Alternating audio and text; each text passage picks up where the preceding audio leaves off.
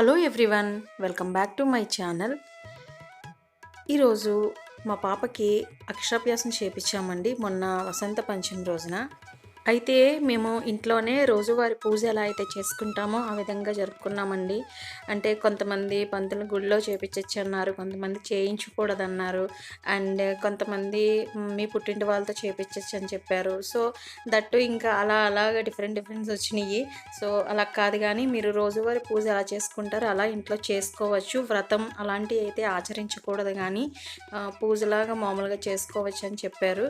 So దీనికి ఎటువంటి అడ్డంకి ఉండదని చెప్పారన్నమాట. సో అందుకని ఇంకా ఇంట్లోనే చేసుకోవచ్చు అన్నారని చెప్పి స్టార్ట్ చేసామండి. మార్నింగే అయితే అంటే ముందు రోజు నైటే ఇల్లంతా మాప్ పెట్టుకోవడం అవంతా క్లీనింగ్ అంతా అయిపోయింది. మార్నింగ్ అయితే ఇలా చెక్క పలక అయితే తీసుకున్నామండి. ఎందుకంటే పసుపు కుంకుమ పెట్టుకోవడానికి ఈజీగా ఉంటుంది కదా, అండ్ పసుపు అద్దడానికి బాగుంటుంది చెక్క అయితే అని చెప్పేసి ఇలా చెక్క పలక అయితే తీసుకున్నాము. మీరు ఇంట్లో ఎవరైనా పూజ ఇలా చేసుకోవాలి, ఇంట్లోనే చేసుకోవాల్సి వచ్చింది అనుకుంటే కనుక ఇలా చేసుకోవచ్చండి, రోజువారీ పూజ చేసుకున్నట్టు చేసుకుని. అండ్ ఇక పూజా సామాగ్రి అవి కూడా మొత్తం అన్ని క్లీన్ చేసి పెట్టుకున్నాను నైటే. నా దగ్గర వెండివి లేదు, అందుకని అన్నీ ఇత్తడివే ఉంటాయి. అండ్ ప్రసాదం కోసం అయితే నార్మల్గా అమ్మవారికి తెల్లటి ప్రసాదమే, అంటే బెల్లం వేసి పరమాన్నం అలాంటివి కూడా పెడతారని చెప్పారు. బట్ మా వాళ్ళు ఎవరు ఇంట్రెస్ట్గా తినరు, మనం ప్రసాదం పెట్టామంటే తినాలి కదా. సో అందుకని సేమియా పాయసం శాస్త్రానికి కొంచెం బెల్లం అయితే యాడ్ చేస్తున్నానండి. నేను ప్రసాదం రెడీ చేసేలోపు మా వారు ఇక్కడ రెడీ చేస్తున్నారు. సరస్వతి ఫోటో పెట్టి పువ్వులయ్యి అలంకరించి. మాకు పర్టికులర్గా దేవుడి మందిరం అయితే ఏమీ లేదు, మా రెంటెడ్ హౌస్లోని ఇలానే పూజ చేసుకుంటాం, ఒక ఫోటో పెట్టుకున్నమాట. సో ఇక్కడ రెడీ చేసుకొని ఇలా పువ్వులై అలంకరించి దీపారాధన చేసుకుని ఫస్ట్ పసుపు గణపతిని అయితే పూజ చేసుకోవాలి. పూజించిన తర్వాత సరస్వతి దేవుని పూజ చేసుకోవాలన్నమాట. ఇలా రోజువారీ పూజలాగా అయితే చేసుకుని తరువాత పలకకైతే పూజ చేసాము. అంటే పలక ఆల్రెడీ మేము పసుపు రాసి పెట్టేశాను కదా, కొంచెం 4 వైపులా గంధం అయితే పూసాను. గంధం పూసిన తర్వాత కుంకుమ అద్దామండి. అండ్ అక్షింతలు అవి వేసి చాలా సింపుల్గా పూజలాగా నార్మల్ పూజలాగే చేసుకున్నాము. మా బాబుకి అయితే టెంపుల్లోనే చేపించాము. నాకు బాగా గుర్తుంది, మేము వైజాగ్లో ఉండేవాళ్ళం కదా. సో వైజాగ్లో పోలమాంబ టెంపుల్లో అమ్మవారి గుడి ఉంటుంది, సరస్వతీదేవి. సో అక్కడైతే చేపించామన్నమాట. సో పాపకైతే ఇంకా చేపించడానికి కుదరలేదు కదా, మేము ఇంట్లోనే చేపించాము. అండ్ తర్వాత సరస్వతి స్తోత్రం అవి ఉంటాయి కదండి, అవి అయితే చదువుతున్నాము మా బాబు మేము అందరం కలిసి. నెక్స్ట్ ఇప్పుడైతే అక్షరాభ్యాసం చేయించడానికి ఫస్ట్ ఇలా పళ్ళెంలోనే బియ్యం వేసుకుని బియ్యం మీద రాయిపిస్తారని చెప్పారు. సో నాకు గుర్తుంది, మా బాబు చేయించాను కదా, ఎలా చేయించాలో గుర్తుంది. ప్లస్ పంతులు గారిని డీటెయిల్గా అడిగి మరి కరెక్ట్గా చేయాలి కదా, బాబుకి చేసేటప్పుడు మళ్ళీ కొంచెం అటు ఇటుగా చేయకూడదు, కరెక్ట్గా చేయాలని అన్ని డీటెయిల్స్ కనుక్కొని చేశాను అనమాట. సో తెల్లటి బట్టలు అంటే వైట్ డ్రెస్సే వేయడం కూడా మంచిదని చెప్పారు, కానీ వైట్ వేయాలంటే మళ్ళీ ఇంకా న్యూగా కొనుక్కొచ్చి, సో ఇది కూడా న్యూ డ్రెస్సే, వైట్ అయినా ఎల్లో అయినా పర్వాలేదు అన్నారు. సో ఎల్లో డ్రెస్ వేసి తెల్లటి పూలతో పూజ చేయడం, తెల్లటి ప్రసాదం ఇవన్నీ చెప్పారండి. సో ఆ ప్రకారమే చేసాం మేమైతేని. అండ్ ఇక్కడైతే ఫస్ట్ పల్లెంలో శ్రీ ఓం నమశివాయ సిద్ధం నమః అని రాయిపించాలన్నమాట. సో మనం ఇక్కడ తీసుకున్న బియ్యాన్ని 3 భాగాల కింద చేసి పైన భాగంలో శ్రీ ఓం వచ్చేలాగా, తర్వాత లైన్లో ఓం ఫస్ట్ వస్తుంది కదండి, నమశివాయ అన్నది సెకండ్ లైన్లో వస్తుంది, థర్డ్ లైన్లో సిద్ధం నమః అని వస్తుందన్నమాట. మనం కొంచెం చిన్నగా రాసుకుంటే సరిపోతుంది, చిన్న ప్లేట్ అయినా కూడా.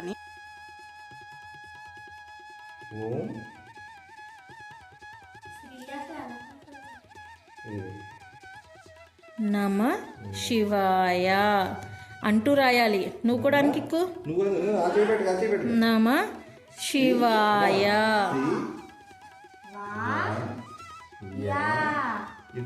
ఇక్కడ శివాయ నమ శివాయ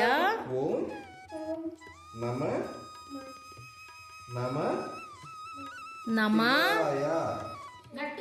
నువ్వనమ్మా దివి, నువ్వను సిద్ధం నువ్వు చెప్పమ్మా. గట్టిగా చెప్పు, చెప్పాలి. రాసేటప్పుడే ఇలా పదాలు కూడా పలకాలి కదండి. అంటే అక్షరాభ్యాసం అంటే రాయడం ప్లస్ చదవడం కూడా 2 స్టార్ట్ చేస్తాం కాబట్టి 3 సార్లు అయితే పళ్ళెంలో బియ్యం పైన రాసిన తర్వాత ఇలా మనం మళ్ళీ పలక మీద రాయిపించాలన్నమాట. తను నా చేతిలో పలక తీసుకుని రాయడానికి అయితే చాలా ఇష్టపడుతుంది. బియ్యం పైన రాయిపించినప్పుడైతే కొంచెం కాస్త ట్రై చేశాము తన చేత చెప్పించడానికి. అప్పుడైతే చెప్పలేదు కానీ స్లేట్ పైన రాసినప్పుడు మాత్రం చాలా చక్కగా చెప్పింది. చాలా ముద్దుగా చాలా బాగా చెప్పింది. పలుకుతుందా లేదా పదాలు అనుకున్నాం కానీ చక్కగా పలికిందన్నమాట. అండ్ తనకి ఒక స్పెషల్ క్వాలిటీ కూడా మేము అబ్జర్వ్ చేసాం. ఏంటంటే లెఫ్ట్ హ్యాండ్తో రాయడానికి చాలా ఇష్టపడింది. Right hand plus left hand కూడా మీరు అబ్జర్వ్ చేస్తారు వీడియోలో.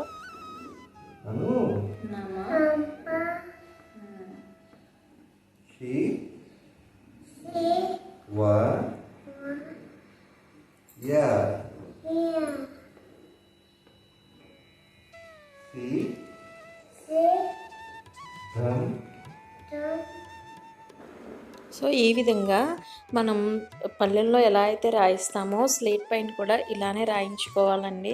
అంటే ఎవరికైనా తెలియకపోతే తెలుస్తుంది కదా వీడియోలో అని ప్రతిదీ కూడా మీకు క్లారిటీగా చెప్తున్నాను.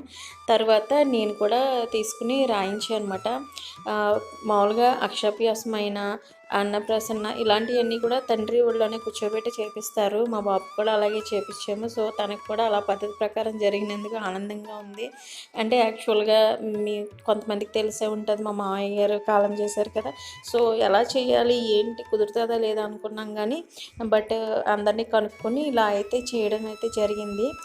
చూడండి లెఫ్ట్ హ్యాండ్ అని చెప్పాను కదా, అసలు రైట్ హ్యాండ్తో ఎంత ట్రై చేపిస్తున్నాడో మా అబ్బాయి అయితేని అసలు ఊరుకోవడం లేదు. తర్వాత వాళ్ళ డాడీ తీసుకుని కాదమ్మా రైట్ హ్యాండ్తో అన్ని రాయిపిద్దామంటే ఒప్పుకోవడం లేదు. ఎందుకనో తను ఫస్ట్ నుంచి మేము అబ్జర్వ్ చేసాము. అంటే అక్షరాభ్యాసం చేయించక ముందే ఇప్పుడు పిల్లలు కొంచెం ఎలాగైనా షార్ప్గా ఉన్నారు కదా, తను జస్ట్ కొంచెం లైట్గా డ్రాయింగ్ వేయడం, అసలే మామూలుగా పెన్సిల్స్ ఉంటాయి కదా, పెన్స్ అవన్నీ తీసుకుని కింద ఫ్లోర్ మీద గీయటం, బొమ్మలు గీయటం, ఇట్లా డ్రాయింగ్ పిచ్చిగా ఉంటాయి కదా అలా చేస్తుంది. అలా చేసినప్పుడు అబ్జర్వ్ చేసా.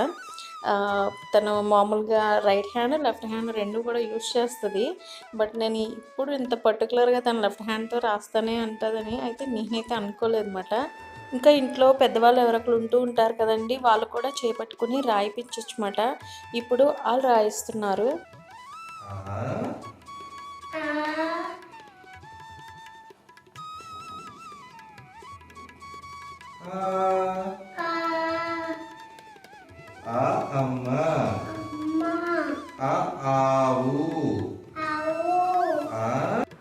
ఎవరికైనా మొదటి గురువు తల్లిదండ్రులే అవుతారన్నమాట.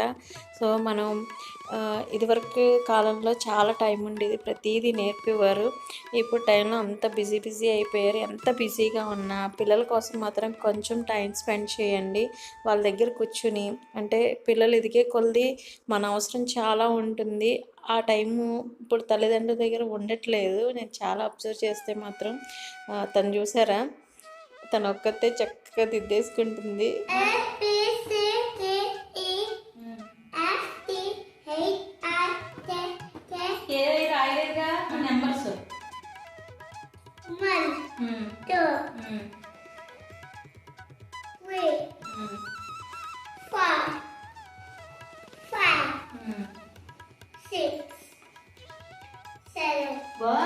Very good.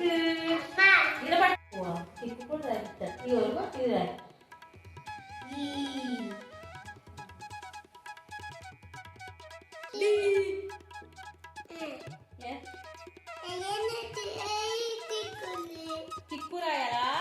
అయితే కిక్కు దగ్గరికి వచ్చి అక్కడ కూర్చోండి. సరే సరే పట్టుకో. నేను రాయనా?